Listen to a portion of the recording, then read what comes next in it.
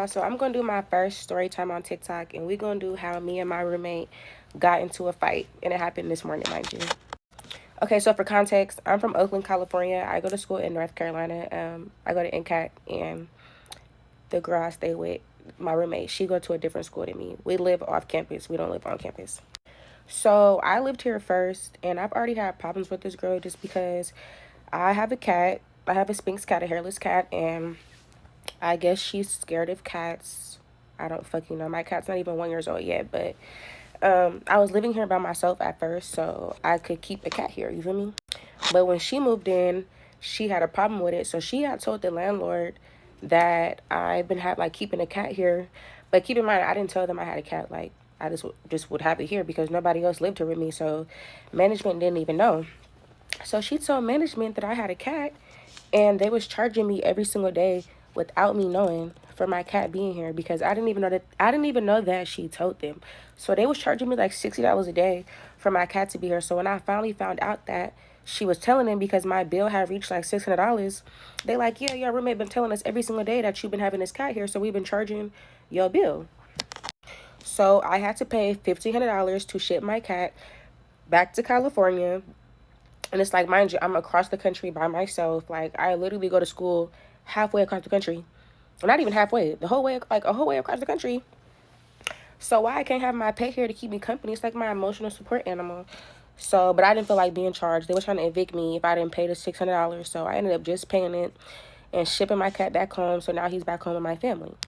So I already had a problem with her just from snitching on me. Because for one, you could have just came and talked to me about it. You feel me? And then for two, bitch, I lived here before you. Why is you coming in here trying to switch up what I got going on? And this is my house. You feel me? Like, that's hella weird. So, long story short, oh, I skipped the whole part, y'all. Before that, my cat's an inside cat. Like I said, he's a Sphynx cat. He's a hairless cat, so he don't really go outside. So, just one day, her fat ass was ordering DoorDash, and she was like, I'm gonna let your cat run out the door when the door opens. So I'm like, why would you do that? Like, mind you, my cat don't run outside. Like, he already know not to go outside. So I'm like, okay, open the door. Like, my cat good. Like, he not gonna run outside. You feel me? So she get her DoorDash and she's sitting there with the front door open for like 10 minutes. Like, she want my cat to run out hella bad. So I'm just sitting there watching. I'm sitting on the couch, my cat playing around. Like, we chilling. Like, he not even really worried about her, right? So she get to saying, I'm gonna kick your cat. Keep in mind, I do not play about my son. You feel me? Like, if you're an animal person or like you got an animal, you already know like animals is like our kids to us. Like, I'm not even a cat person, but I just love my son. So it's like, don't play with my son. So I told her, bitch, if you kick my cat, I'm about to whip your ass. And I got on her face. I did hella shit because at this time my cat's like 6 months old. He's still a baby. He's like this small. So it's like, why would you be threatening to kick my cat? And keep in mind, y'all, this girl's like 300, 400 pounds. Like, I'm not even over exaggerating. Like, she's a big girl. So I'm like, if you touch my cat, I'm about to whoop you. I'm about to clean you up. GOD. Like, and that's just gonna be that. She ended up being smart and not doing it. And then she gonna send me a long ass paragraph trying to apologize and this and that. She even bought my cat a cat bed. So after that, I'm like, okay, I'm gonna try to be nice with her. I'm gonna try to be civil with her because, you feel me? She tried to go out her, like, she went out of her way to, I guess, try to make amends. So boom, we already had problems after that. So keep in mind, she's dirty as fuck. So I went home for Christmas break. I went back to California and I came back home a month and like 10 days later, and the same trash was in the trash can and the same motherfucking dishes from when I left that were not mine, her dishes were in the sink. So y'all know how it be when trash and dishes be sitting down for hella long. It makes the house stink. So I told her, how are you living here and you don't smell that the house stinks? Like, that's embarrassing. Like, I'm very clean. I keep my space clean. Like, I'm not a dirty ass person. Like, I never been one. My mom used to get on me and my sisters about that. Like, we're not living in filth, not going for it. You feel me? So she get hella mad talking about why would I take out the trash? I'm not bothered by it. This is that. Like, really hella disgusting. Keep in mind, y'all, I'm 22 years old. She's like 27. So it's like, I shouldn't have to tell a 27-year-old to clean up after herself. You feel me? Like, you should already, you should already want to do that, let alone just know to do that. You feel me? Like, that's just common knowledge for me, at least. I don't know about for y'all, but that's common knowledge, right? Right. Okay. So I texted her yesterday. I was not at home. I was out to eat. And I told her, like, you need to start cleaning up after yourself. Like, she cooks on the stove and then she leaves all the shit on the stove. So the stove would be sticky, the stove would be filled with stains and stuff, and she don't clean it up. You feel me? She don't wash her dishes, so that shit just sit in the sink. She don't take out the trash. So I told her that, like, if we gonna live together, you have to start doing that. You feel me? Like, I'm not about to keep coaching you on how to do that. She's like, you're not my mom. I can do whatever I want.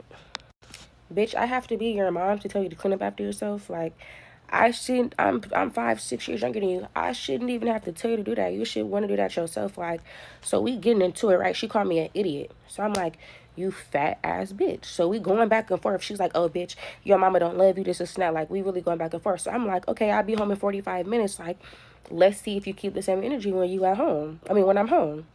So I get home from dinner and this girl is nowhere to be found. She is not home. Scary, like I said. So I go on about my night, go to sleep. I wake up in the morning. I wake up at like 5, 6 a.m. because I went to sleep early. So I'm already up for the day. So I'm in the bathroom, getting ready. I did my hair, did my makeup for class. Like, I just got cute just because I just had hella time to get ready since I was already up. So I walk out my door to the common area and she is sitting there like waiting for me basically. So she's like, why did you turn my washer off? I'm trying to wash my clothes. And she gets in my face like this. So I'm like, don't be in my face, back up, and don't touch me. Because she's doing this with her hands all in my face, like getting hella hypey with me, you feel me? So I'm like, bitch, if you touch me, I'm about to whip you. Y'all, she swings. When I tell you I cleaned that girl up, I don't even know if I could cuss on here. I cleaned that girl up so bad she was bleeding, y'all. She has a busted nose, a busted lip.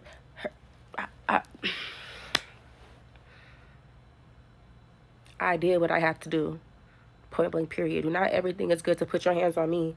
And then it's like, I have not done nothing to this girl. This girl has been antagonizing me. She is jealous of the way I look. She's jealous of what I have. She's jealous of how people like me. Like, when people come and bring me flowers, she just gets so angry because I hang up our flowers in the little vases outside. Like, she's just so, like, she's just a hater. Like, she's really a hater. Like, if you see her and you see me, you could tell why she's a hater. So tell me why I cleaned up this girl so bad she gonna call the police. So I'm like, Colin, bitch, you hit me first. So, you feel me?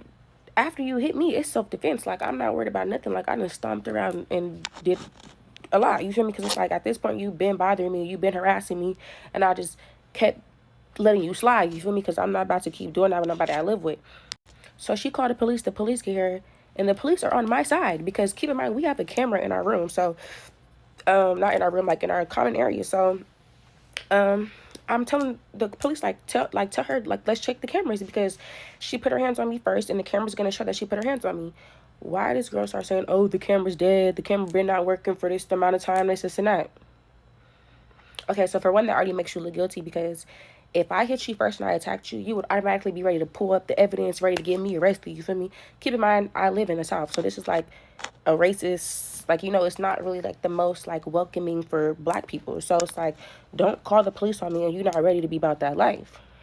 So basically the police were already on my side. Like, I explained to them that this girl has been harassing me and bothering me and like that she's really like mentally like not there all the way. Keep in mind, I didn't even tell y'all all the stuff that I've been through with this girl, like, because I don't want to share everything on TikTok, but this is just like, you feel me, the basis. Like, I didn't have my family from California fly out here. They've met her. Like, my whole family's like, yeah, she's like not right in the head. Like, you feel me, that girl's like on the spectrum or something. So she's over here bleeding and stuff. So it's like, it makes me look like the aggressor. It makes me look like the violent one because she got cleaned up. But in reality, just because you lost the fight, that don't mean that you're the victim. You know what I mean? Like, bitch, you started all of this with me. So the police tell me, like, hey, I got her all her information. Like, go to the courthouse and press charges on her because she's going to press charges on you when she leaves the hospital. The girl really left in an ambulance. So I left before she even left. The police let me go because I'm like, I got class. Like, but keep in mind, y'all, this is like 8 o'clock in the morning. Like, I have to clean bitches up at 8 o'clock in the morning. Like, that's crazy to me. Like, I can't even catch a break. So yeah, the police like go down to the courthouse and press charges on her because when she leaves the hospital, she's going right to press charges because she's just one of those people. You feel me? Keep in mind, y'all, I do not play with the law. Like, I don't call the police on people. I don't do stuff like that. But it's like, I had to do it now because I'm not gonna have you, like, keep in mind, y'all, I'm in school to be a nurse. So it's like, I can't have no record. I can't have I can't have it that I assaulted somebody and they gonna try to evict me from my apartment. I'm not even from here. I got nowhere to stay. Like for part 2, because I'm about to run out of time.